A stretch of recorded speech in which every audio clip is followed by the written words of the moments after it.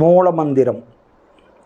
அன்பே சிவம், அறிவே தெய்வம், மனமே குரு, குருவே சரணம், தன்னை அறியும் அறிவே பூரணம். பெற்றோர் வணக்கம். அன்னையும் பிதாவும் முன்னறி தெய்வமாய் அனுதினம் தொழுவது நம்முதல் கடமையாம். உமதருளால் குருகருள் பெறுவேனே, குருகருளால் உலகை அறிவேனே. மகரிஷிகளின் அருளொளி பெற எனக்கு உரு கொடுத்த தாயே தந்தையே, அன்னையும் பிதாவும் முன்னறி தெய்வமாய் அனுதினம் தொழுவது நம்முதல் கடமையாம்.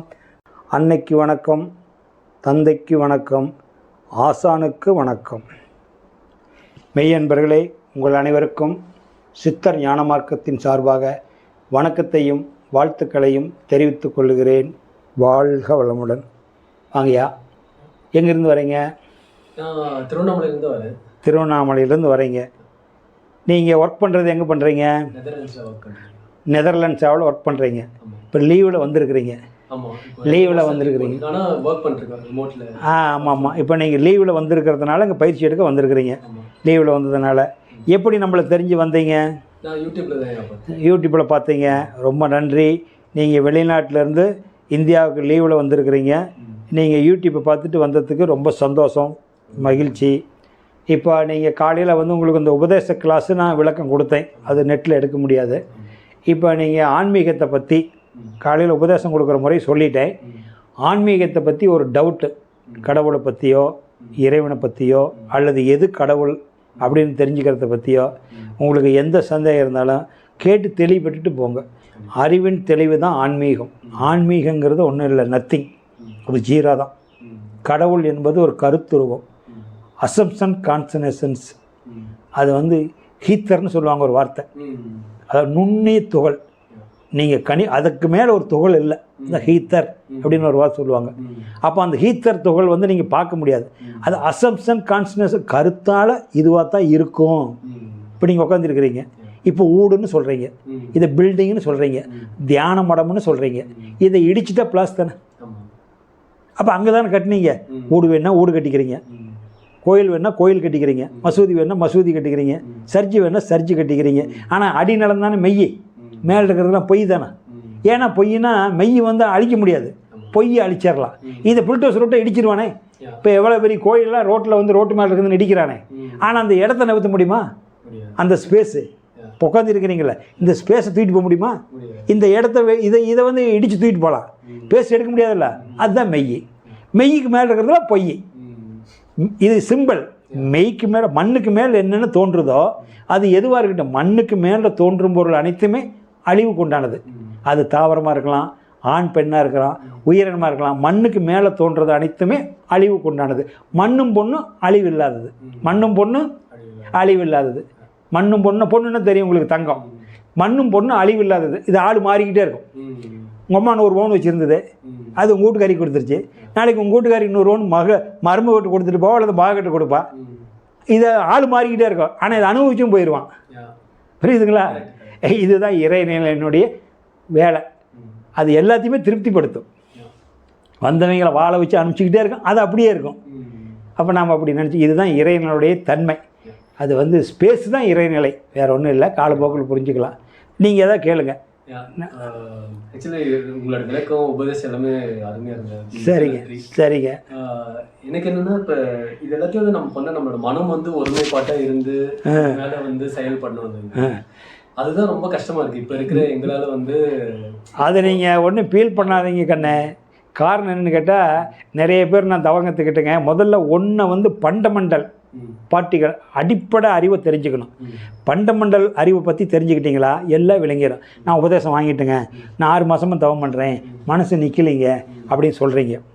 இப்போ நார்மலாக 2 GB 4 GB 8 16 32 128ங்கிறீங்க. ஒரு 1500 ஜிபி உள்ளது வச்சுருக்கிறீங்க. இந்த 1500 ஜிபியை வந்து தேவையில்லாத பதிவு பண்ணியிருக்கிறீங்க. அதிகபட்சம் 3000 ஜிபி வச்சுக்கோங்க. ஒரு 3000 ஜிபி இல்லது உங்கள்கிட்ட இருக்குது பென் டிரைவர். இந்த 3000 ஜிபியில் தேவையில்லாத பதிவு பண்ணிவிட்டு பல வருஷ கணக்கில் ஓடுற அளவுக்கு அது பதிவு பண்ணியிருக்கிறீங்க ரெக்கார்டு. இப்போ அதை எப்படி அழிக்கிறதுன்னு தெரிஞ்சுக்கிட்டீங்க. அது மனிதனால் கண்டுபிடிச்சது. நெட்டில் போட்டு சர்றன்னா போயிடும். ஆனால் இது கருத்தொடர்ந்து தாத்தாக்கிட்டேருந்து அப்பாக்கிட்ட வந்து சஞ்சீத கர்மான்னு சொல்லுவாங்க. அனுமான் மலை தூக்கிட்டு போகிறார் பாரு, அந்த மாதிரி கர்மம் தூக்கிட்டு சஞ்சீத கர்மானா மூட்டை. உங்கள் அப்பாவுடைய தாத்தாவுடைய விந்து உங்கள் அப்பா உடம்புக்குள்ளே போச்சு, அப்பாவுடைய விந்து உங்களுக்குள்ளே வந்தது, உங்கள் விந்து பையன்கிட்ட போயிருக்குது. இதில் இருக்கிற எனர்ஜி எல்லாம் இருக்குமில்ல, அந்த விந்து பார்த்தா ஒரு லிக்விடு மாதிரி இருக்குது. அந்த லிக்விடில் இந்த உடம்பு டெக்ஸ்சர் இருக்குதுன்னா உங்களால் கற்பனை பண்ணி பார்க்க முடியுமா? யோசனை பண்ணி பாருங்க. ஒரு ஆலமரத்துடைய விதையை கையிலேயே பிடிக்க முடியாது. ஆலமரத்தினுடைய வித்து அதனுடைய சொத்து அதில் இருக்குது. ஆனால் 1000 பேர் உட்கார நிழல் கொடுக்குற பெரிய ஆலமரம் அதுதான். அதனுடைய விதையை விட சிறிய விதை ஒன்றும் இல்லை, அதை விட பெரிய மரம் இல்லை. இதுக்கு மேலே இறைவனை எப்படி புரிஞ்சுக்கிறது? விதையிலேயே சின்ன விதை ஆலமரத்து விதை, மரத்துலேயே பெரிய மரம் ஆலமரம். ஆலமரத்தினுடைய வித்து அதுக்குள்ளேருந்து கூட ஏதோ ஒரு படத்தில் ரஜினி கூட பாடுவார்ல. அப்போ அவ்வளோ அந்த விதைக்குள்ளே அந்த ஆலமரத்தினுடைய நுனி கிளை 1000 பேர் உட்கார நிலை இதெல்லாம் கற்பனை பண்ண முடியுமா? அப்போ இந்த வித்தில் எவ்வளோ சக்தி இருக்குது. அப்போ இவ்வளவும் பதிவாகி வந்திருக்கிறதுல இன்றைக்கி ஒரு குருநாதர்கிட்ட போய் ஏதோ ஒரு மார்க்கு உபதேசம் வாங்கிட்டு கண்ணை மூடுனா நிற்க மாட்டேங்குதுன்னா இந்த 3000 ஜிபியில் பதிவு பண்ணியிருக்கிறீங்களே அது விடுமா? இப்போ ஒரு 10 நிமிஷம் 15 நிமிஷம் பதிவு பண்ணுறது வச்சுருக்கிறீங்க, அதில் பல வருஷ கணக்கில் ஓடக்கூடியது பதிவு பண்ணி வச்சுருக்கிறீங்களே. அறிவை சேர்த்திக்கிறதுக்கு நீங்கள் 3 எட்டு செலவு பண்ணீங்க, வாழ்க்கைக்கு 2-3 எட்டு வாழ்ந்துட்டு தான் அங்கே வர்றீங்க, 4 எட்டு 5 எட்டு 6 எட்டில் வர்றீங்க. அப்போ இந்த 6வது எட்டு வரைக்கும் நீங்கள் தெரிஞ்சுக்கிறதுல 40 கிராஸ் பண்ணால் 6 எட்டு வந்துடும். அப்போ 6வது எட்டு வரைக்கும் 7வது எட்டில் வந்து தெரிஞ்சுக்கிற போது இது வரைக்கும் பதிவு இருக்கிறது விடுமா? அப்போ என்னென்னா அந்த பதிவெல்லாம் பொருட்படுத்தாத தொடர்ந்து நீங்கள் வருஷக்கணக்கில் தவம் பண்ணால் தான் அது நிற்கிங்கன்னு. சும்மா நீங்கள் தவம் பண்ணுங்க சரியாக போயிடும்னா டெய்லி உட்காந்து அந்த இடத்துல கவனிச்சுட்டு எந்திரிக்கிறீங்க, ஒரு நாள் அது அடங்கும். அடங்காத மனமும் அடங்கும். அந்த எண்ணம் குறுக்க வரும், நீங்கள் அந்த எண்ணத்தோடு போகக்கூடாது. உங்களுடைய நினப்பு அந்த பூர்வ மையத்தில் கவனிக்கிறதுலே இருக்கணும். அது வரும். நம்ம என்ன பண்ணினாலும் குறுக்க கிராஸ் ஆகிறோம். பிரபாகரன் மதிப்புக்கே கொடுக்க மாட்டேங்கிறான், இது லாய்க்கப்படாது. அது கூட நான் 4-5 எண்ணம் இருக்கும் பாரு. நீ பிரபாகரன்கிட்ட போய் டிஸ்டர்ப் பண்ணி பார்க்குற, அவன் தவத்தில் உட்காந்துக்கிறான், எந்திரிக்க மாட்டேங்கிறான், வரமாட்டேங்கிறான், இனிமேல் இதுக்கு மேலே மரியாதை இல்லை, நம்ம அவனை விட்டு போயிடலாம், நமக்கு மரியாதை கொடுக்க மாட்டேங்கிறான். 4 மணிக்கு இந்த கடையில் போய் போண்டா சாப்பிட்ற வழக்கம், ஆனால் போக மாட்டேங்கிறான், தவத்தில் உட்காந்துக்கிறான். சனிக்கிழமை ஞாயிற்றுக்கிழமை மட்டும் அந்த கடையில் போய் சாப்பிட்ற வழக்கம், 4 ஞாயிற்றுக்கிழமை தவிர்த்துட்டான், அந்த கடைக்கு சாப்பிட வரமாட்டேங்கிறான். இனிமேல் அவங்ககிட்ட அந்த நம்ம போய் பிரயோசனம் இல்லை, நம்மளை வந்து அவன் சந்தோஷப்படுத்த மாட்டேங்கிறான் அப்படின்னு அந்த எண்ணம் போயிடும். இன்னொருத்த எவன் மதிப்பு கொடுக்குறானா, இவன் 3 நேரம் நல்லா சாப்பிட்றான், அவங்ககிட்ட போயிடலான்ட்டு உன்னை விட்டுட்டு அந்த எண்ணம் அவங்ககிட்ட போயிடும். அதனால் முதல்ல போகிறதுக்கு ரொம்ப சிரமப்படும். பேயோட்டுற மாதிரி இதைத்தான் பேயோட்டுறதுமா. அப்போ என்னென்னு கேட்டிங்களா, உங்கள்கிட்ட அந்த எண்ணம் போகிற போது உங்களை ஆட்டம் கட்டிட்டு போகும். அவ்வளோ சீக்கிரம் அந்த எண்ணம் உங்களை அடிமையாக்கிருச்சுன்னு வைங்க, டப்புன்னு குறுக்க எந்திரிச்சிக்குவீங்க. சரி நமக்கு அப்படியே திடீர்னு இன்றைக்கி போகலான்னு நினச்சோம், சரி நாளைக்கு தவம் பண்ணிக்கலாம் போ அப்படின்னு போயிட்டீங்களா, அது கொண்டாட்டம் போடும். ஓ இவனை நம்ம தவத்திலேருந்து எழுப்பிட்டோம், நமக்கு அடிமையாயிட்டான் அப்படின்னு உங்களை அதை ஏமாத்திடும். அதனால் எண்ணங்கள் என்ன வந்தாலும் நீங்கள் 1/2 மணி நேரம் எந்திரிக்காதீங்க, எண்ணம் வந்துட்டு போகுது. அப்போ டெய்லி அதை பொட் பண்ணி உட்கார்ற போது எண்ணங்கள் வருந்தான். எண்ணம் வந்தாலும் எண்ணத்தை கவனிக்க வேண்டாம், உங்களுடைய நினைப்பு பூர்வமயத்தில் இருக்கட்டும். அது இந்த உணர்வு கிடைச்சாலும் சரி கிடைக்காட்டும் சரி காலப்போக்கில் கிடைக்கும், கொஞ்சம் நாளாகி கிடைக்கும் எடுத்து. அதனால தான் சொல்கிறேன், 3 எட்டு வரைக்கும் நீங்கள் அறிவு சேர்த்துக்கிட்டீங்க, 2-3 எட்டு மனைவியோடு வாழ்கிறீங்க, இதுக்கு இத்தனை எட்டு செலவு பண்ணியிருக்கிறீங்களே, இது மட்டும் எப்படி ஒரே கிடைக்கும்? 8 நிமிஷத்தில் நீங்கள் உபதேசம் வாங்குறதுக்கு ஒரு 8 நிமிஷம் 8 நாளில் கிடச்சிருமா? 8 மாதத்தில் கிடச்சிருமா? 8 வருஷம் ஆகணும். 8 வருஷமாவது ஆனால் தான் முழுமையடையும். இப்போ 1லேருந்து 9 வரைக்கும் இருக்குது நம்பரில் 1 to 9 வரைக்கும் இருக்குது. அப்புறம் 10னா 0. அப்போ 1 to 9 வரைக்கும் இருக்கிற நம்பரில் முழுமையடைஞ்ச நம்பர்னு ஒன்று இருக்குது. வாழ்நாளில் கேள்விப்பட்டிருக்க மாட்டீங்க. நம்பர்லேயே முழுமையான நம்பர்னு ஒன்று இருக்குது. முழுமையடைஞ்ச நம்பர்னு யாராவது சொல்லியிருக்கிறாங்களா? உங்கள் வாத்தியார் கூட சொல்லியிருக்க மாட்டாங்க.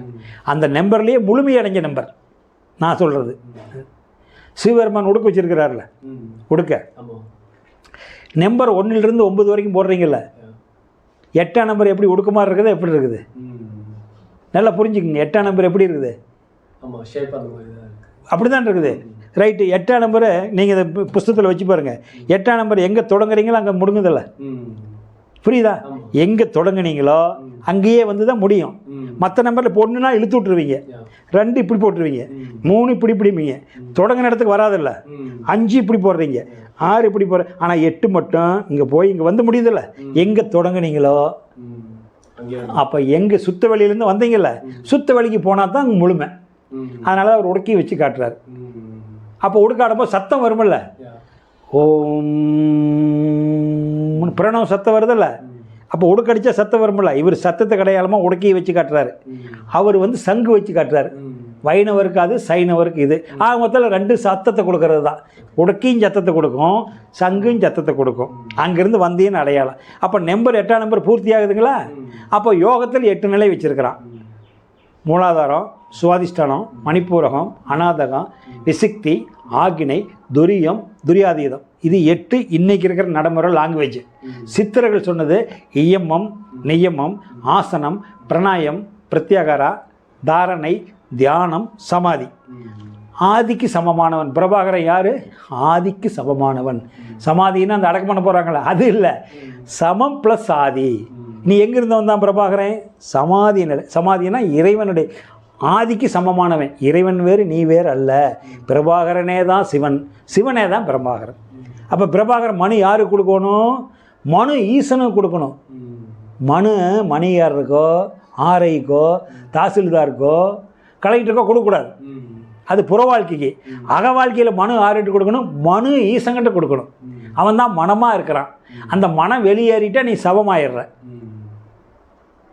இப்போ சிவமாக இருக்கிற அந்த சுழி எடுத்துட்ட, 3 எழுத்து தான் 2க்குமே.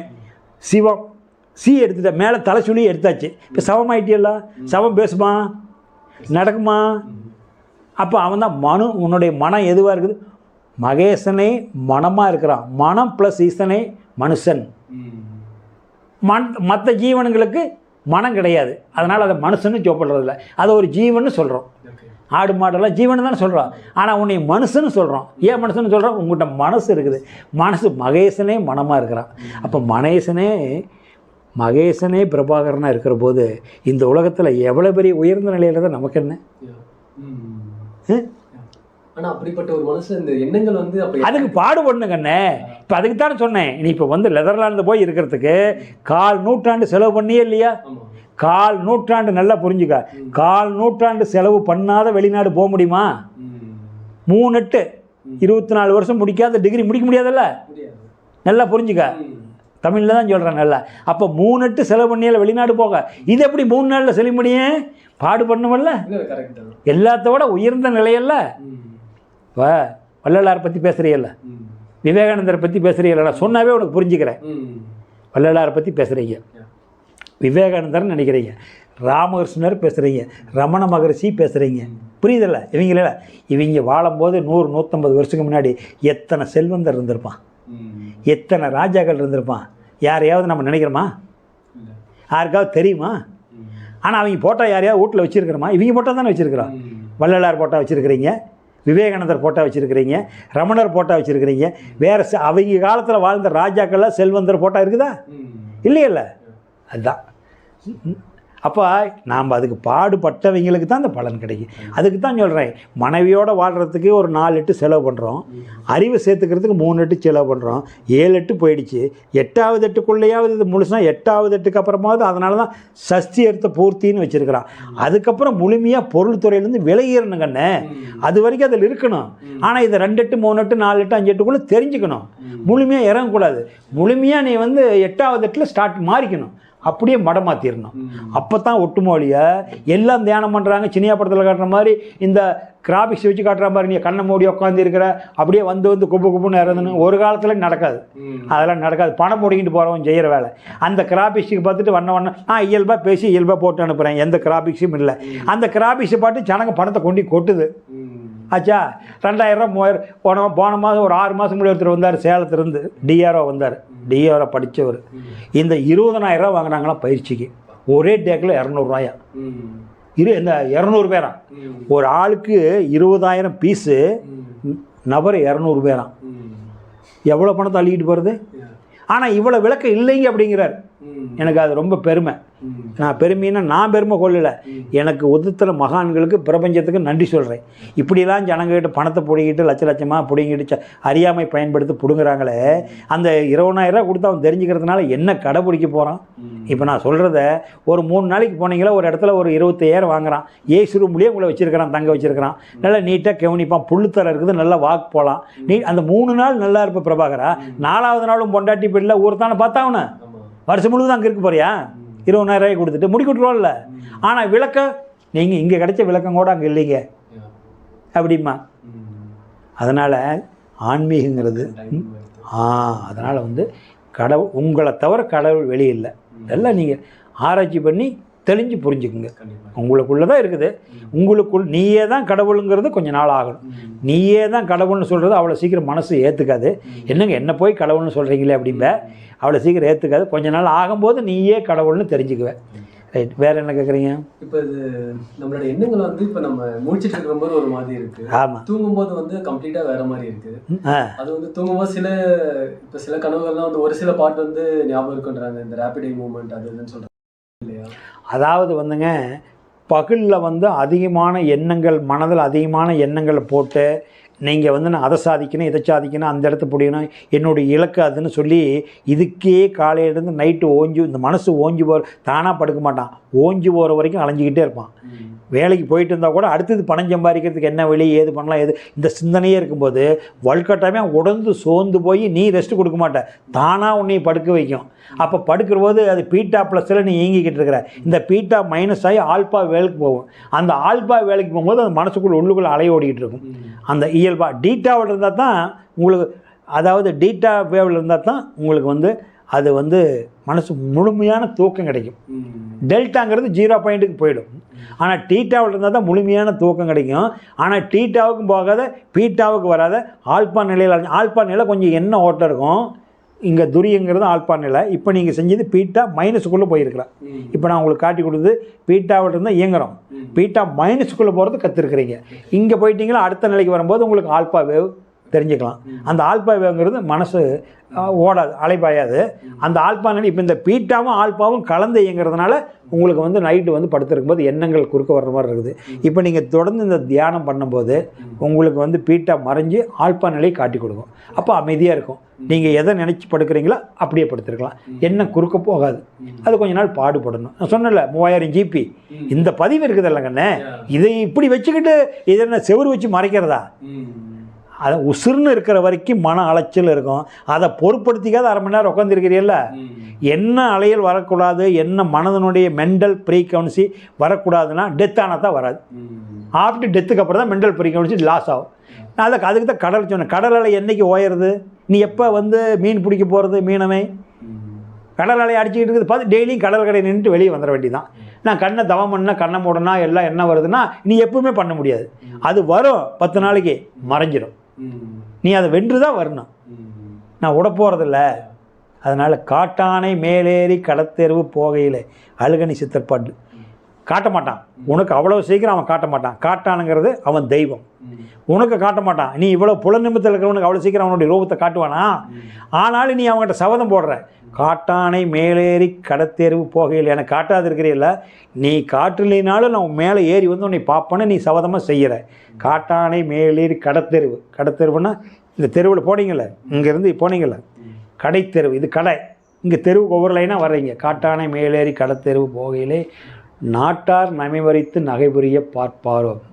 இந்த போய் என்னமோ பிரபாகரன் தவங்கத்துக்கு போயிட்டானா, அசிமா வேலை இல்லாத போயிட்டுருக்கான், எனக்கு தவன்னு ஒத்துக்கிறால எல்லாம் உடைய கிண்டல் பண்ணுவான், கேலி பண்ணுவான். இந்த வயசில் போய் தவங்கத்துக்கிட்ட அனுபவிக்க வேண்டிய எல்லாம் கேலி பண்ணுவான். ஆனால் காட்டானை மேலேறி களத்தெறிவு போனாலும் நாட்டார் நமைவரித்து நகைபுரிய பார்ப்பாரோ. வெளியே இருக்கிற நாட்டாரும் உண்டு, உங்கள்கிட்ட 5 பேர் நாட்டார் இருக்கிறானே, இந்த இவன்லாம் விடமாட்டான். இவன் அனுபவிச்சு பழகிருக்கிறான்ல, ஒன்றை பார்த்து பழகிருக்கிறான், தேவையில்லாத கேட்டு பழகிருக்கிறான், கண்டது சாப்பிட்டு பழகிருக்கிறான், இவங்களும் விடமாட்டாங்க. அதனால் நாட்டார் நமைவரித்து நகைபுரிய பார்த்தாலும் காட்டானை மேலேறி என் கண்ணம்மா கண்குளிர பார்ப்பேனே. இவங்கெல்லாம் என்னை தடுங்கல் பண்ணினாலும் வைராக்கியமாக நான் வந்து இந்த இடத்துல நின்று உன்னைய கண்குளிர பார்ப்பேனே கண்ணம்மா. கண்ணம்மான சக்தியை வந்து அவர் கண்ணம்மான்னு சொல்கிறாரு. அப்போ காட்டானை மேலேறி கடுத்தறிவு போகையிலே நாட்டார் நமைபறித்து நகைபுரிய பார்ப்பாரோ. நாட்டார் நமைபறித்து நகைபுரிய பார்த்தாலும் காட்டானை மேலேறி என் கண்ணம்மா கண்குளிர பார்ப்பேனே அப்படிங்கிறார். அவரே தான் ஒன்று சொல்லுவார். இந்த இடத்துல போனீங்கல்ல, முத்து முகம். இந்த முகம் முத்து மாதிரி இருக்குது, அழகாக அப்படியே பவள முத்துங்கிற முத்துமார். முத்து முகப்போனே முச்சந்தி வீதியிலே. சந்தி முச்சந்தி பிரமிடு இது 2 முச்சந்தி, இதுதான் முச்சந்தி. முத்து முகம் முச்சந்தி வீதியிலே 10 இதழ் பரப்பி. இந்த இடத்துல கவனிக்க சொன்னல, ஒரு தாமரை விரிஞ்சு எப்படி இருக்கும் அந்த மாதிரி உனக்கு விரித்து காட்டும். அது நாளாகும் இப்போ அது காட்டும். அப்போ முத்து முகப்போனே முச்சந்தி வீதியிலே 10 இதழ் பரப்பின் பஞ்சனையின் மேலே இருந்து. அது 10 இதழ் பரப்பி இருக்குது, அது மேலே ஒரு பஞ்சை போட்டு உட்காந்தீங்கன்னா எப்படி இருக்கும்? பூவே ரொம்ப மென்மையாக இருக்கும். அது மேலே என்ன பஞ்சு வச்சு உட்காந்தி பார்த்தீங்கன்னா உனக்கு ரொம்ப சுகமாக இருக்காது, அந்த மாதிரி இருக்குங்கிறார். 10 இதழ் பரப்பின் பஞ்சனையின் மேலிருந்து அத்தை அடக்கவில்லை யாருமில்ல வேலையிலே.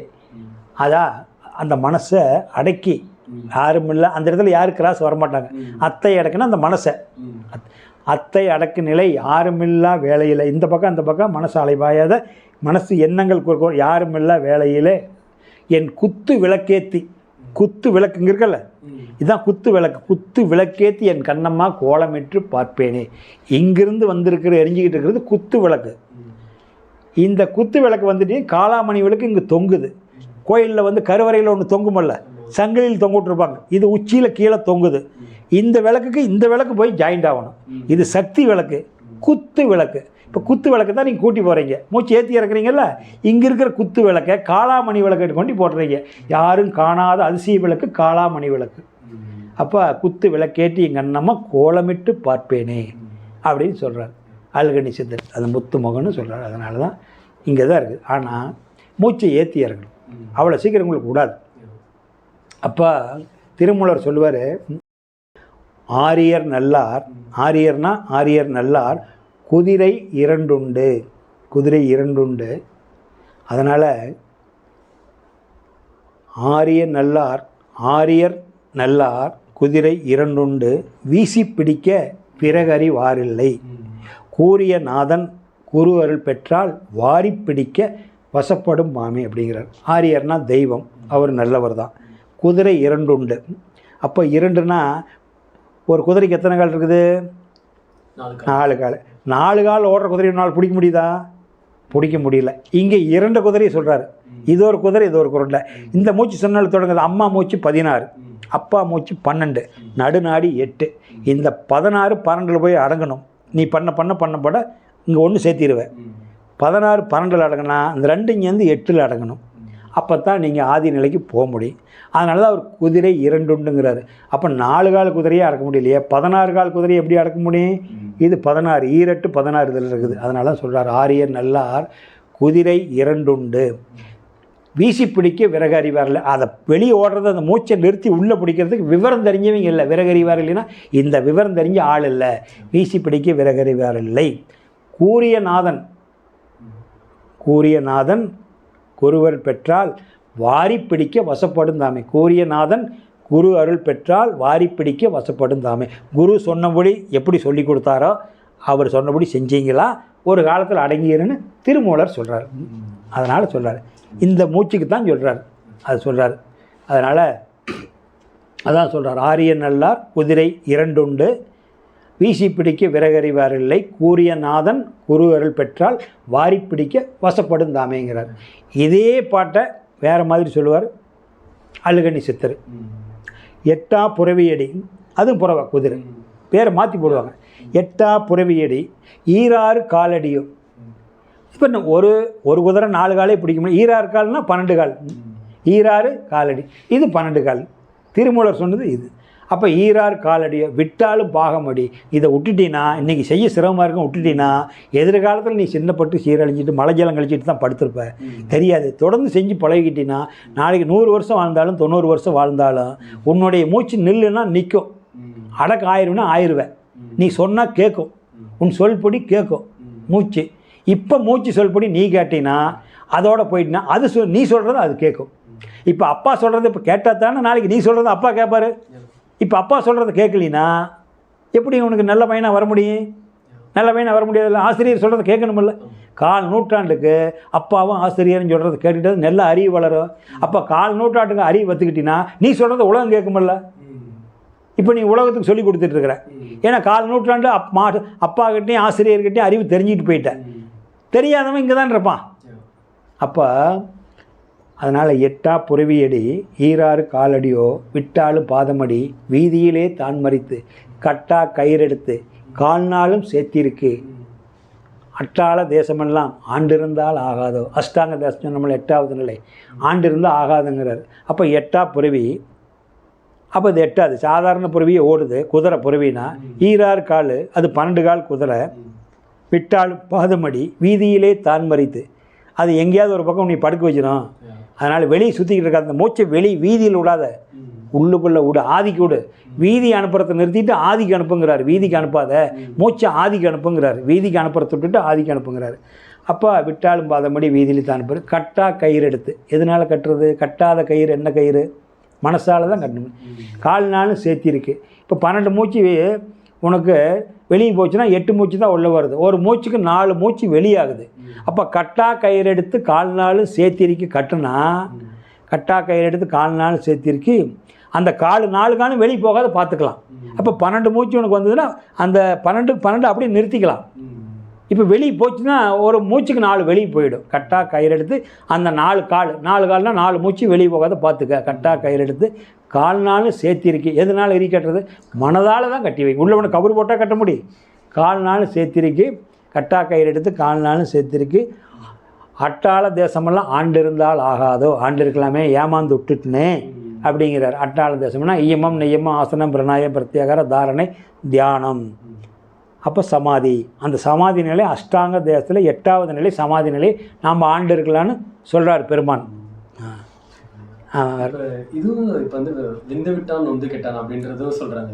ஆனால் இப்போ இருக்கிற காலத்தில் வந்து இப்போ வந்து ரொம்ப பயமாகவும் இருக்கும். ஆனால் இது இந்த மாதிரி எப்பயுமே இருந்துச்சான்னு தெரியல. இப்போ ஃபோன் இருக்கிறதுனால அது எக்கச்சக்கமாக வந்து கண்டதும் இருக்குது. ரொம்ப ஈஸியாக வந்து விந்து விடுறதுக்கான அதுக்கான ஒரு சங்கல்பமே இல்லாமல் அதை பண்ணுறதுக்கான அதுதான் கண்ணு. அதனால தான் விஞ்ஞான அறிவு வளர வளர இப்போ திருச்சியிலேருந்து எத்தனை பேர் இங்கே வந்திருக்காங்க. இது வந்து ரொம்ப தெரிஞ்சுக்கிறது கஷ்டம் கண்ணு. 18ஆம் நூற்றாண்டு வரைக்கும் இதில் முழுமையாக இருந்தாங்க. 19ஆம் நூற்றாண்டில் இதில் வந்து 90% இருந்தாங்க. 20ஆம் நூற்றாண்டில் ஒரு 50% இருந்தாங்க. இப்போ 21ஆம் நூற்றாண்டில் இது ஒரு 5% தான் நாடி வர்றாங்க. அதுக்கு மேலே வள்ளலார் காலத்திலேயே யார் கேட்குறதுக்கு வரல. கடை விரித்தேன் கொள்வாரில்லை கட்டி விட்டேன்னு சொல்லிட்டார் ஆச்சுங்களா. அதிகபட்சம் முழுமையான ஆன்மீகம் 19ஆம் நூற்றாண்டோட முடிஞ்சு போச்சுக்கண்ணு. அதுக்கப்புறம் விஞ்ஞான வளர்ச்சி அதிகமாகிடுச்சு. விஞ்ஞான வளர்ச்சி அதிகமாகும் போது அணுவப் பொருட்கள் வரும்.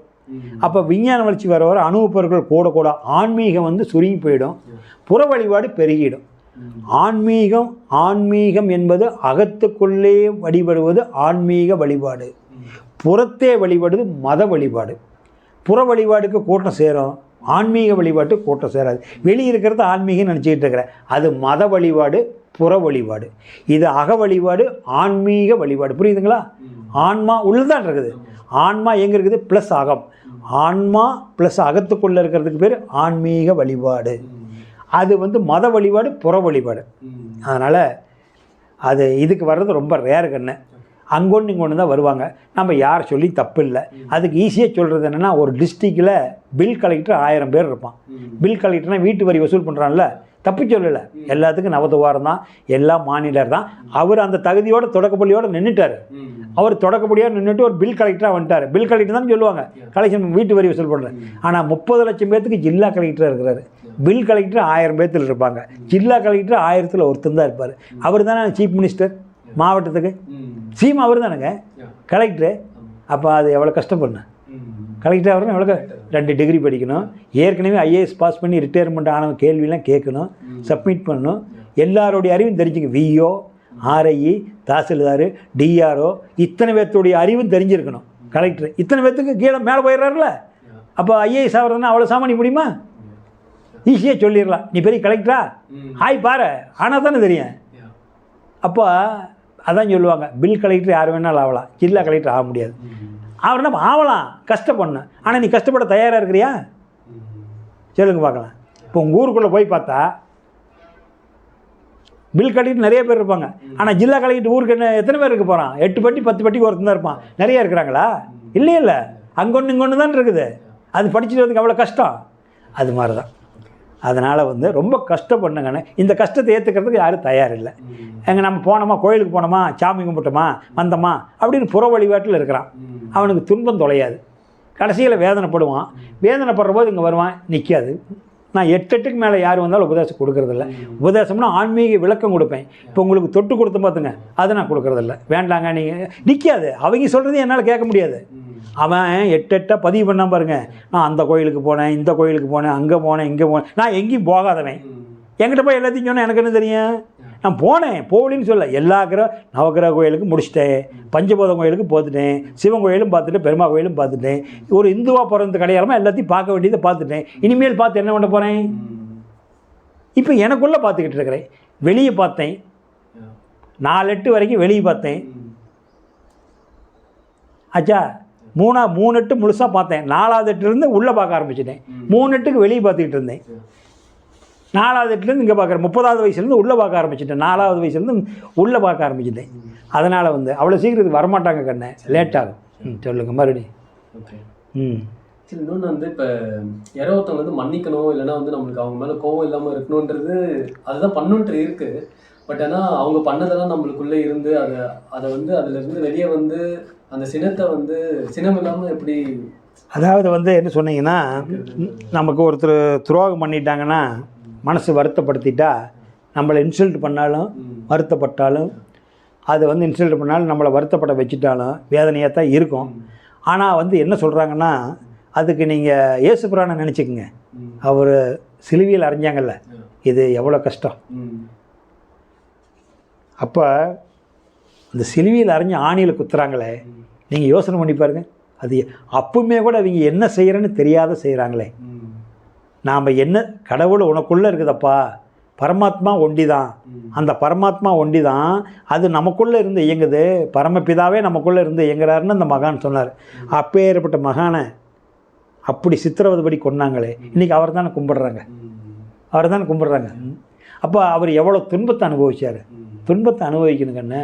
இப்போ நீ கையில் ஒரு ரிங்கு போட்டிருக்கிறீங்கள, மோதிரம், 7 ப்ராசஸுக்கு அப்புறம் தான் உன்னால் போட முடியும். அந்த 7 ப்ராசஸ் ஆகிறதுக்குள்ளே அது என்னென்ன கல்லில் உளியில் வெட்டி எடுத்தான், நெருப்பில் போட்டு காமிச்சான், சுத்தியில் அடித்தான், மறுபடியும் செதுக்கினான், மிஷினில் விட்டு பாலிஷ் பண்ணலாம். 7வது ப்ராசஸில் தான் நீ போட்டிருக்கிற. உங்கள் ஊரில் கோயில் கட்டுறீங்க 2 கோடி ரூபாயில், ஒரு முருகன் கோயில். சும்மா இருக்கிற கல்லை செதுக்குறீங்க. 4 5 சிலை பார்க்குறீங்க. ராஜமுருகன் வேணுமா, சக்தி முருகன் வேணுமா, வெண்ண முருகன் வேணும், ராஜமுருகன் வேணும், என்ன உங்களுக்கு ஏதோ ஒரு முருகன் உங்களுக்கு பிடிச்ச முருகன். அந்த முருகனை செதுக்கி முடிக்கிறதுக்கு எத்தனை லட்சம் அடி வாங்க அந்த உளியில். அதுக்கப்புறம் தான் முருகன் சிலையாக இருக்குது. அத்தனை லட்சம் அடி வாங்கினதுக்கப்புறம் நீ 2 கோடி ரூபா கட்டி வச்ச கோயிலில் உட்காந்துக்குதில்ல. ஆனால் அந்த உள்ளுக்குள்ளே உட்காடுறதுக்குள்ளே அது எத்தனை அடி வாங்கிச்சு. அது மாதிரி தியானத்தில் கஷ்டம் இல்லாத இந்த லைனில் போக முடியாது. எவ்வளோ பெரிய செல்வந்தர் புத்தர், ஒரு அரசனுடைய மகன், கடைசியில் தண்ணியாசே போயிட்டார்ல, பட்டினத்தார் எப்படி. அதனால் இந்த லைனுக்கு வரணும்னா இப்போ தொடக்கம். ஆனால் உலகம் நாளைக்கு உன்னை போட்டுரும், உலகம் போட்டுரும். பிரபாகரனா யார் அப்படின்னு உனக்கு அப்புறமே இந்த உலகம் பேசும். இந்த லைனில் இருந்தீங்கன்னா உன்னோட பிறந்தவங்க யார் வேணாலும் ஊருக்கு தெரியாது. அதான் சொன்னேன், வள்ளலாறுலாம் சொன்னேன். உங்கள் பக்கத்து வீட்டுக்காரனுக்கு கூட தெரியாது. ஆனால் பிரபாகரனை பற்றி பேசுவாங்க. நல்ல பையன், நல்லா தியானம் பண்ணிகிட்டு இருந்தான், கரெக்டாக குடும்பம் ஆச்சு, பசங்க பிள்ளைங்களை பெற்றான், பையனுக்கு கல்யாணம் பண்ணிட்டான், இப்போ தியானம் பண்ணிக்கிட்டு சிவனேன்னு வர்றவங்களுக்கு ஆசிர. அந்த நிலை வரும்போது என்ன மாதிரி நீ உட்காந்துக்குவேன். இப்போ இருந்து தொடர்பு இருந்தால் வர்றவங்களுக்கு ஒரு 10 பேருக்கு தியானம் சொல்லிகிட்டு இருக்கிறான், நல்ல பையன், அருமையான உன்னை நாடி 10 பேர் வருவாங்க. இதுதான் நான் பெற்ற இன்ப பெருக வையகம். இதுக்கு மேலே நமக்கு என்ன புத்தி வேணும்? 100 கோடி ரூபா சொத்து இருந்தாலும் என்ன பண்ண போகிறேன்? உன்னோட வந்தது உணர்வு, உன்னோட போகிறது உணர்வு. இந்த உணர்வு யாரும் கொடுக்க முடியாது, உங்கள்கிட்ட பிடுங்க முடியாது. உன்னோட சொத்துக்கெல்லாம் அடிச்சுக்குங்க விட்டுட்டு போனதுக்கப்புறம். ஆச்சா, கொஞ்சோண்டு சகோதரி கொஞ்சம் கேட்பா, என் தம்பி சொத்தில் கொஞ்சம், அம்மா கொஞ்சம் கேட்பா, மனைவி கொஞ்சம் கேட்பா, பையன் கொஞ்சம் கேட்பா, என் சொத்தில் கொடுக்கல எல்லாம் கொஞ்சோண்டு ஆசை. அது தப்பு இல்லை, உரிமை. ஆனால் உன்னோட எண்ணத்தை பற்றி சொல்ல முடியுமா? பிரபாகரன் என்ன நினச்சான்னு சொல்ல முடியுமா? எங்களால் முடியாதல்ல. அதுதான் அந்த உணர்வு தான். உணர்வை விட்டுறக்கூடாது. உணர்வு தான் தெய்வம். அதனால் கொஞ்சம் டைம் தான் ஆகும், குறுக்க நிறையா வரும். அப்போ நீ வந்து நம்மளை யார் துன்புறுத்தினாலும் அவங்களும் நல்லா இருக்கட்டும்னு வாழ்த்துங்க. வேதாத்திரி மகரிஷி அருமையாக சொல்லி கொடுத்துருப்பார், எதிரி கூட வாழ்த்தும்பார். ஏன்னு கேட்டிங்கன்னா, நீ அந்த வாழ்க வளமுடன் சொல்லும்போது அல்லது மகராசனாக நல்லாருன்னு சொல்லும்போது இந்த வார்த்தை நேரடியாக செவுத்தில் பட்டு மேலே பட்டு தான் அங்கே போகும். அப்போ நீ ஒருத்தனை வந்து தவறான வார்த்தை சொல்லி கெட்டு போயிடுவான்னு சொன்னாலும் அந்த செவுத்தில் கெட்டு போயிடுவான்னு இடிச்சு கொண்டு வருமில்ல, அப்போ நீயும் கெட்டு போவ, அவனும் கெட்டு போவான். அவன் மட்டும் கெடமாட்டான், உன்னை கெடுத்துட்டு தான் அவனை கெடுக்கும். இவனும் லாஸ் ஆவான், உன்னையும் லாஸ் பண்ண, அவன் லாஸ் பண்ண வச்சிடும், ஆனால் நீயும் லாஸ் ஆயிடுவேன். ஆனால் நீ அவன் நல்லாருன்னு சொன்னீன்னா உன்னை ஒரு காலத்தில் புரிஞ்சுக்குவான். நம்ம தேவையில்லாத பிரபாகரனை பகைச்சிக்கிட்டோம், அப்போ ஏற்பட்ட பிறண்டை இழந்துட்டுமே அப்படின்னு ஆரம்பத்தில் கோச்சிப்படுவான். என்னை அவனை பார்க்கவே கஷ்டமாக இருக்குது, பிரபாகரனை வெறுத்துட்டான், என்னை பிரபாகர் அது ஆணாக இருக்கலாம் பெண்ணாக இருக்கலாம் உறவுகளாக இருக்கலாம் யார் வேணாலும் எக்ஸட்ரா எக்ஸட்ரா, அதை பற்றி கவலை இல்லை. பிரபாகரனை அவனை நான் வந்து தேவையில்லாத பேசிட்டேன், அவன் முகத்தை பார்க்க கூட எனக்கு அருகதை இல்லைப்பா, சத்தியா அவன்கிட்ட யாராவது போய் சொல்லுங்கள், என்னை மன்னிச்சிட்டு சொல்லு, நான் அவனை பேசணுன்னு ஆசையாக இருக்குது. அது உங்கள் சித்தப்பங்க பெரியப்பங்களோ ஃப்ரெண்டோ யார் வேணாலும் இருக்கலாம். நேரடியாக பேச்சு கோசமாக இருக்கும், பிரபாகரா என்னமோ நீ அன்றைக்கி 2 வருஷத்துக்கு முன்னாடி தப்பாக பேசிட்டானா, இப்போ புரிஞ்சுக்கிட்டான், தப்பு அவன் மாரி தான் புரிஞ்சுக்கிட்டான், ரொம்ப ஃபீல் பண்ணுறான், உன்னை பார்த்து உங்கள்கிட்ட ஒரு சாரி கேட்கணுன்னு சொல்கிறான், நீ வந்து சந்திக்கிறியே சந்திக்க மாட்டியே தெரியலன்னு பயந்துக்கிறான், கேட்டு சொல்ல சொன்னான். அப்படி அப்போ உங்கள் மனசு அப்போ மாறி, அப்படியா அவன் தப்பை உணர்ந்துட்டான்ல, அவன் தவறை என்றைக்கு உணர்ந்துட்டானோ அப்போ நான் மன்னிச்சிட்டேன் வர சொல்லுங்க நீங்கள் சொல்லுவீங்க. அப்போ நீங்கள் இழந்த பிறண்டை சேர்த்துக்கிறீங்கள. அதனால் இதுக்கெல்லாம் ரொம்ப பெருந்தன்மை வேணுங்கண்ணே. இல்லையே பழிக்கு பழி எடுக்கிறான்னு சொல்கிறான் பாரு, அவனுக்கெல்லாம் ஒத்து வராது, அவனுக்கு ஒத்து வராது, பழிக்கு பழி எடுக்கலாங்கிறவனுக்கு ஒத்து வராது. எப்பவுமே மன்னிப்பு கேட்பவன் மனிதன், மன்னிப்பு கொடுப்பவன் மாமனிதன். புரியுதா? மன்னிப்பு கேட்பவன் மனிதன், மன்னிப்பு கொடுப்பவன் தெய்வ மனிதன். மனிதனும் தெய்வம் வாங்கலாங்கிறல்ல, அப்போ நீ மன்னிப்பு கொடுத்துட்டியல்ல, அவன் நல்ல மனிதன், நீ தெய்வ மனிதன். செஞ்ச தப்புக்கு மன்னிப்பு கேட்குறவன் நல்ல மனிதன், செஞ்ச தவறுக்கு மன்னிப்பு கேட்பவன் நல்ல மனிதன், மன்னிப்பவன் தெய்வ மனிதன். நம்ம தெய்வ மனிதன் ஆகணும். வேற சொல்லுங்க, கேளுங்க, உனக்கு சந்தேகமாக வரக்கூடாது, கேட்டுக்க. இப்போ வந்து இறந்ததுக்கு அப்புறம் வந்து சிலர் வந்து ஆத்மா வந்து சாந்தி அடைஞ்சிருதுன்றாங்க, சிலர் வந்து இன்னும் வந்து அது நிறைவேறாத ஆசைகள் இருக்குன்றாங்க. ஆனா எந்த மாதிரியான ஆசையெல்லாம் வந்து இப்போ எல்லாருக்குமே ஏதோ ஒரு ஆசை ஏதோ ஒரு கட்டத்தில் இருக்குன்னா, சின்ன ஆசை எது, பெரிய ஆசை எது, எது நிறைவேற ஆசை, அந்த மாதிரி ஏதாவது கிளாஸிஃபிகேஷன் இருக்கா? இல்லைன்னா அந்த அந்த ஒரு கணக்கே இல்லைங்களா? இப்போ யார் இருந்தாலும் வந்து அது அவங்களோட இதெல்லாம் இங்கே தான் இருக்குது, அந்த மாதிரி எல்லாம் இருக்குங்களா? இல்லை, அருமையான கேள்வி பிரபாகரன் கேட்டிருக்கிற கேள்வி, அருமையான கேள்வி. இதை எத்தனையோ பேர் பயிற்சிக்கு வர்றாங்க. இந்த செத்தத்துக்கு அப்புறம் இந்த ஆன்மானுடைய நிலை என்ன, அது என்ன நிலையை எடுக்கும், அந்த ஆன்மா இங்கே இருக்குதா, நிறைவேறாத ஆசையா நிறைவேறின ஆசையான்னு கேட்குறீங்க.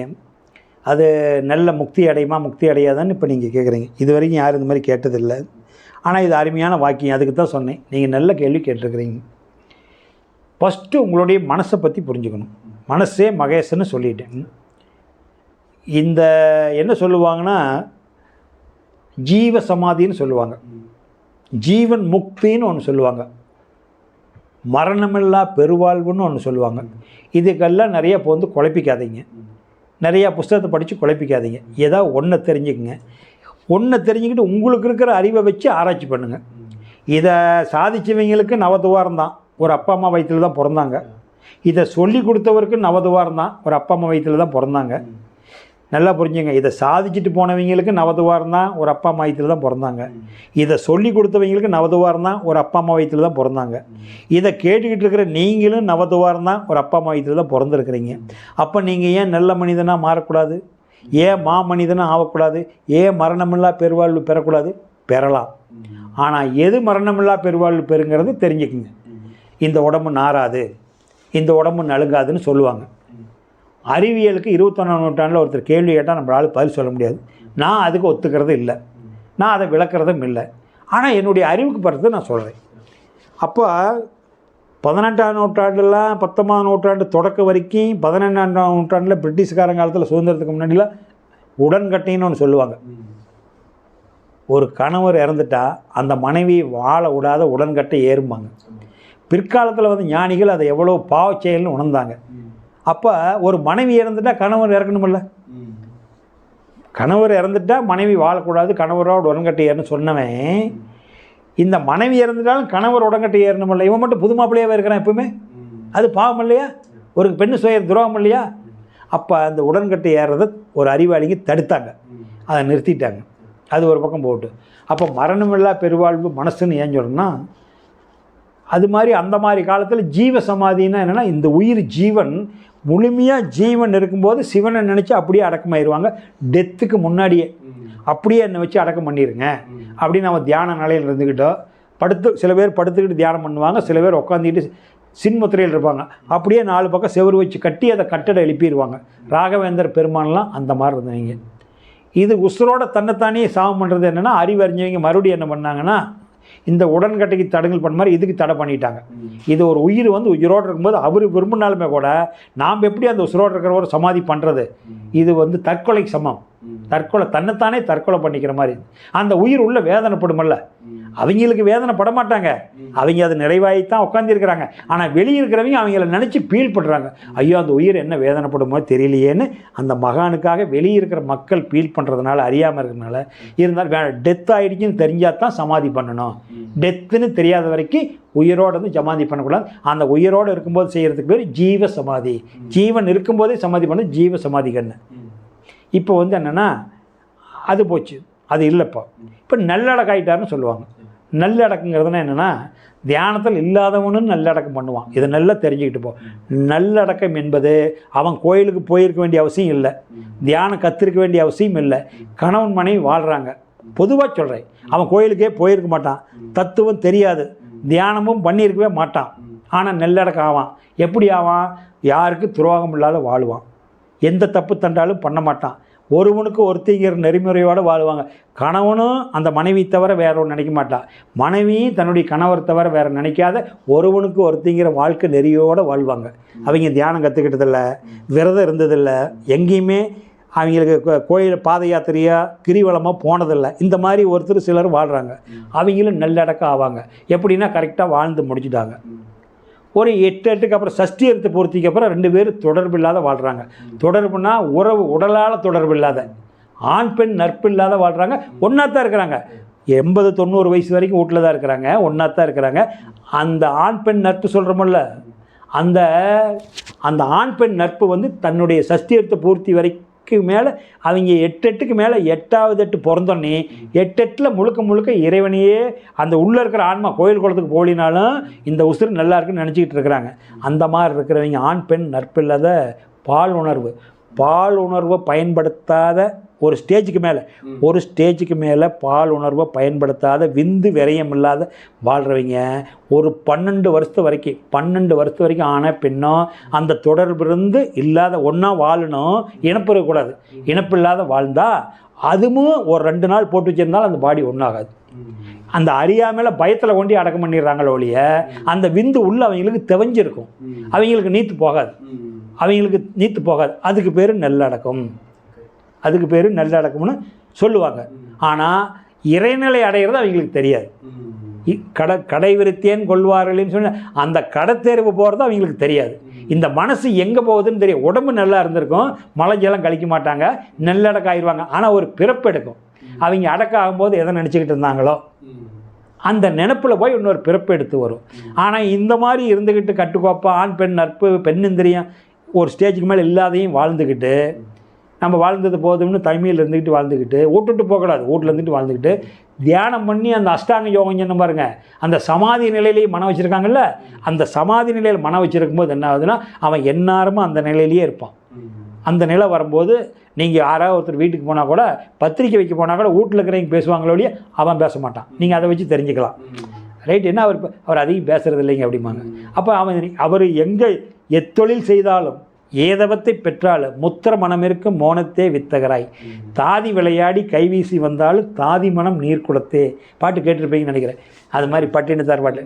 எத்தொழில் செய்தாலும் எந்த தவம் செஞ்சாலும், இப்போ நீங்கள் இங்கேருந்து போயிடுறீங்க, நெதர்லாந்துக்கு போய் கம்ப்யூட்டர் வேலை செய்கிறீங்க, செஞ்சுக்கிட்டே இங்கே நினப்பு வச்சுக்கிட்டு இருக்கிறீங்க, செஞ்சுக்கிட்டே இங்கே நினப்பு வச்சுட்டு இருக்கிறீங்க, சொல்லிக் கொடுத்த ஞாபகம் வரும். எத்தொழில் செய்தாலும் ஏதவத்தை, எந்த தவம் வேணாலும் பெற்று, இங்கே இருக்கிற தவத்தை பெற்றாலும் சரி, புருவ மைய தவம் வாங்கியிருந்தாலும் சரி, உச்சி மையம் வாங்கியிருந்தாலும் சரி, ஆதி மைய தவம், 3 தவத்தில் எது வாங்கியிருந்தாலும் அந்த நினப்பிலேயே இருந்தீங்கன்னா முத்திர மனம் இருக்குது. முத்தர்னா மகான்கள், ஞானிகள், அறிஞர்கள். முத்தர் அவங்க 3 பேர் முத்தர்னு சொல்லுவாங்க. மகான், ஞானி, அறிஞர். சித்தர் சொல்லுவாங்க சில பேர் அறிஞர்களை. அப்போ சித்தருமோ ஞானியுமோ அப்போ மகானும், சித்தர்கள் மகான்கள் ஞானிகள், இந்த 3 பேர் சித்தர் ஞானி மகான்கள், இந்த 3 பேர் முத்தர் மனம் இருக்கும் மோனத்தே, மோனனா மௌனம், மோனத்தே வித்தகராய் தாதி விளையாடி கைவீசி வந்தாலும் தாதி கூட நீர் கொடுத்தேன்னு சொல்கிறாரு பட்டிருந்தார். அப்போ பெண்கள் வந்து கிராமத்தில் ஒரு குடம் தலையில் வச்சுக்கிட்டு ஒரு குடம் இக்கத்தில் வச்சுக்கிட்டு, நீங்கள் சின்ன குழந்தையில் பார்த்துருப்பீங்க, அப்படி கையை வீசி வீசி வருவாங்க. இந்த குடம் கையில் இருக்குது, தலை மேலே இருக்கிற குடம் நிற்கிது, உழுவலியல்ல. அப்போ முத்தர் மனம் தாதி விளையாடி கைவீசி வந்தாலும் தாதி மனம் நீர் கூட, மனசு குடத்து மேலே இருக்குது. புரியுதுங்களா? மனசு குடத்து மேலே இல்லைன்னா கூட விழுந்துருமில்ல. இப்போ கவுத்து மேலே நடக்கிறாங்கல்ல, இந்த பக்கம் 100 பேர் வேடிக்கை பார்க்குறான், அங்கே 100 பேர் வேடிக்கை பார்க்குறாங்க. அவள் குச்சி பிடிச்சிட்டு போகிறாள் நடந்து, அவள் அந்த சனங்களை வேடிக்கை பார்த்தா விழுந்துருவாள்ல.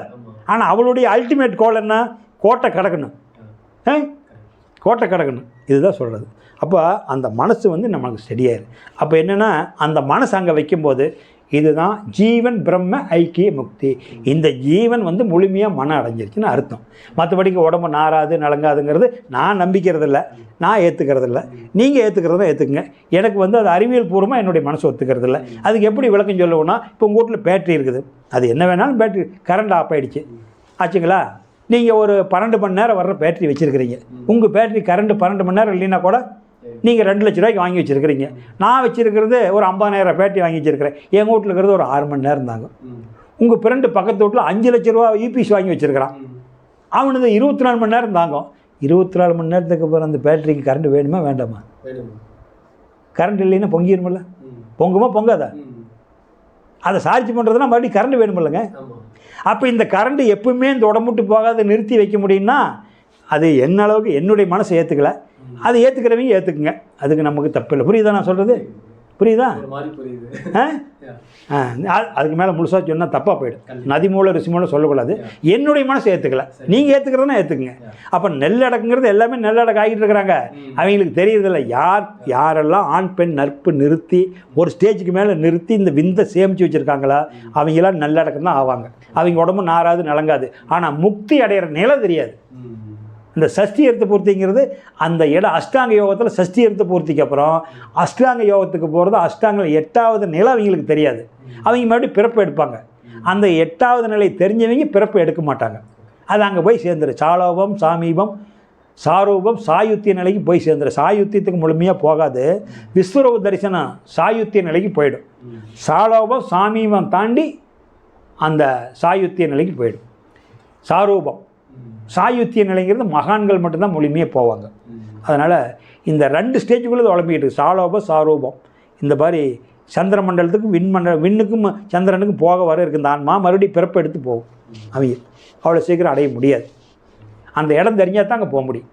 அதனால் நல்ல கிராமத்தில் இன்றைக்கி நிறைய பேர் நல்ல மரணம் ஆகுறாங்க.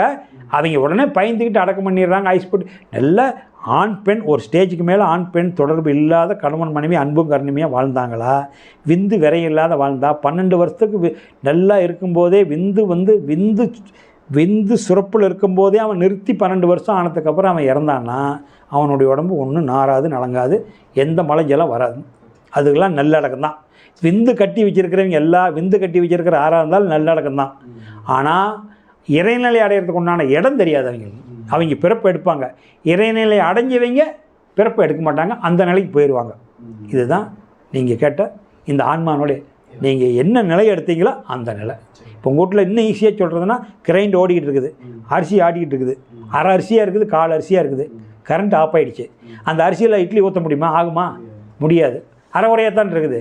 அந்த அரிசி முழுசாக மஞ்சிருச்சு, நல்லா மஞ்சிருச்சு, அந்த கரண்ட் ஆஃப் ஆகிடுச்சு. என்ன அப்பாடா நல்ல வேலை, அரிசி நல்லா மாவு தேனாட்டம் ஆகிடுச்சு, அது பயன்படுமில்ல. அப்போ உன்னுடைய மனசு சுத்தமாக முழுமையாக அடைஞ்சிட்டா. அப்போ பிரபாகரனுடைய வாயிலிருந்து என்ன வரும்னா, உதாரணத்துக்கு இன்னுமா இருக்குது, எப்படிங்க தாத்தா நல்லா இருக்கிறீங்க, அம்மா நல்லா இருக்கிறீங்களான்னா ஆன்மீகம் தெரிஞ்சவங்களை போய் பார்க்குறீங்கல்ல, நான் சொல்கிறத வச்சு நீங்கள் புரிஞ்சுக்கலாம். பிரபாகரன் எனக்கு எந்த குறையும் இல்லை கண்ணு, நல்லா இருக்கிறப்பா, அந்த ஆண்டவன் எப்போ கூப்பிடுவானே தெரியல, அவனை எதிர்பார்த்துட்டு இருக்கிறேன், எல்லாம் நல்லா இருக்கிறாங்க, ஒரு குறையும் இல்லை, ஆண்டவனுடைய கருணையினால் எல்லோரும் நல்லா இருக்கிறாங்க, நான் செய்ய வேண்டிய கடமை செஞ்சுட்டேன் கண்ணு, எதிர்பார்த்துட்டு இருக்கிறேன், அவன் எப்போ கூப்பிட்டுக்கோனோ தெரியலிங்கிறான்ல, அவளை நல்லடக்கம் அவன் தான் புரிஞ்சுக்கலாம். அப்புறம் இன்னொருத்தனை பிரபாகரா எனக்கு ஒன்று கூட வாய்க்கல, சம்பாரிச்சதெல்லாம் அழிச்சிக்கிட்டே இருக்குது.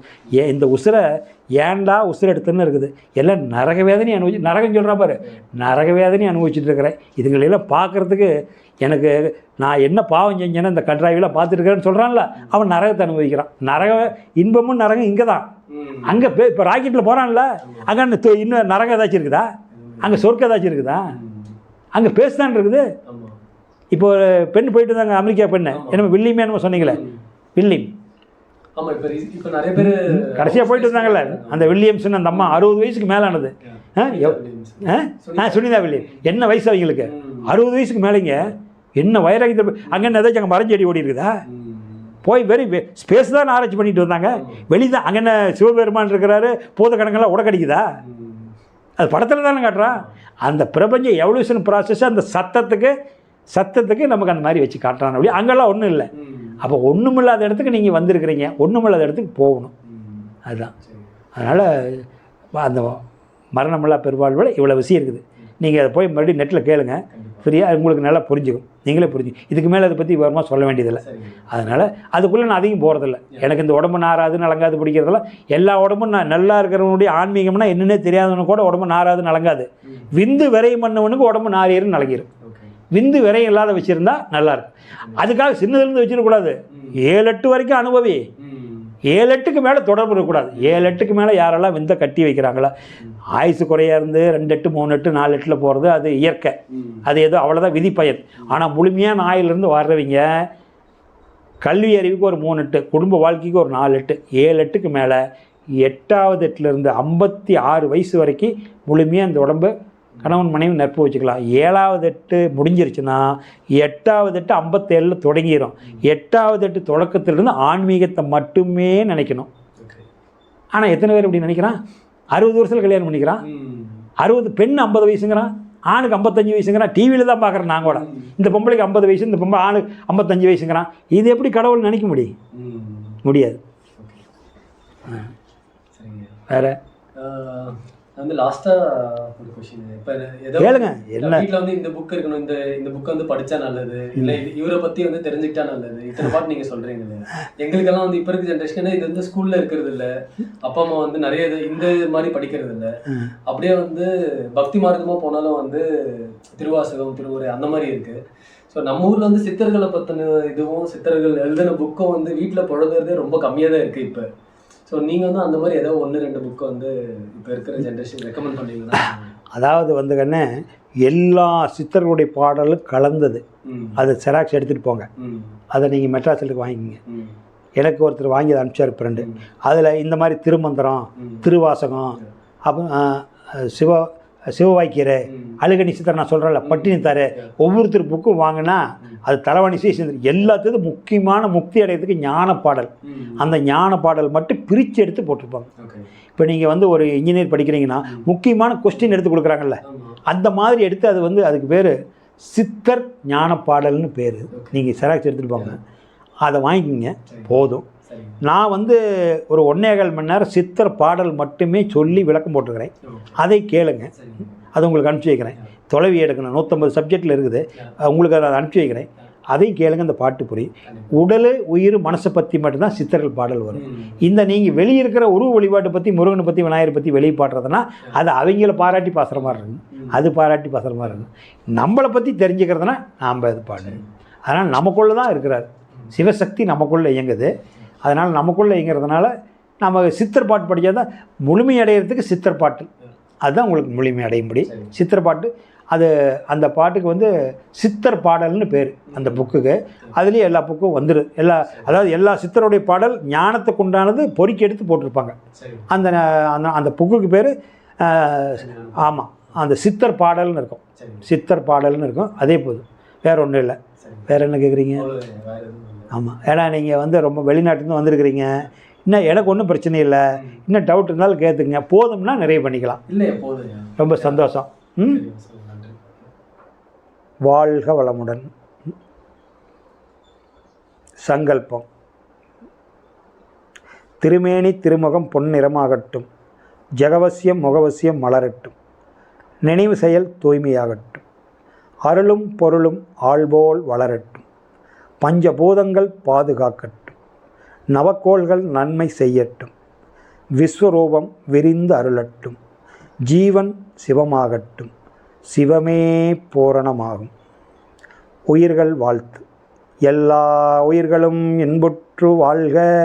கொல்லா விரதம் குவளையமெல்லாம் ஓங்குக. நல்லோர் நினைவு நாடெங்கும் பரவுக. வள்ளல் மலரடி வாழ்க வாழ்கவே. நல்லதே நடக்கும். நல்லதே நடக்கும். நல்லதே நடக்கும்.